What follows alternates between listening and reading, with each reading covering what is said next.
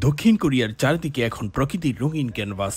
দেশ জুড়ে গাছের পাতাগুলো সেজে উঠেছে নানা রঙে। শরতের রঙিন ছোঁয়ায় যেন রং ছড়াচ্ছে। প্রতি বছর অক্টোবর থেকে নভেম্বরের মাঝামাঝি সময়ে কোরিয়ায় দেখা যায় এই অনন্য দৃশ্য। এখানে শরৎ মানেই প্রকৃতির এক নিঃশব্দ উৎসব।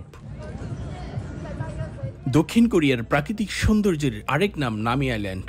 হান নদীর শাখা জুড়ে বিস্তৃত এই ছোট্ট দ্বীপটি সিউল থেকে প্রায় ৬০ কিলোমিটার দূরে অবস্থিত।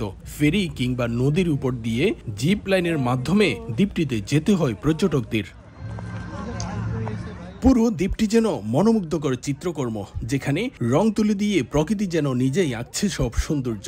জিঙ্কু, ম্যাপেল ও পাইন সহ কয়েক প্রজাতি গাছের পাতাগুলো লাল, হলুদ, কমলা আর সোনালী রঙে সেজে উঠেছে দ্বীপটি। প্রকৃতির এই রঙিন রূপ দেখতে প্রতিদিন ভিড় জমাচ্ছেন দেশ বিদেশি হাজারো পর্যটক। আজকে প্রথম আমি এখানে আসছি। আজকে আসার পরে আমার যে অনুভূতিটা, সত্যি এটা অনেকটাই নিজের কাছে আনন্দদায়ক। কারণ এখানকার পরিবেশটা এবং এখানে যে পরিমাণ পাতার যে উৎসবটা, প্রতি বছরই এই সময় মানুষ এখানে আসে। এটা কোরিয়াতে যারা আছেন তাদের সবাইকে বলবো আপনারা এখানে আসেন, আপনাদের খুবই ভালো লাগবে।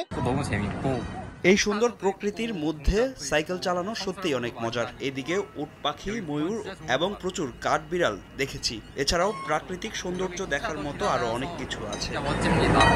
প্রকৃতির সঙ্গে এই অপরূপ সুন্দর মুহূর্তগুলো আরো আনন্দময় করে তুলেছে কাপল সাইক্লিং। দ্বীপের চারপাশে তৈরি করা হয়েছে বিশেষ সাইকেল লেন, যেখানে যুগলরা পাশাপাশি বসে দুই চাকার সাইকেলে ঘুরে দেখছেন শরতের অপূর্ব দৃশ্য।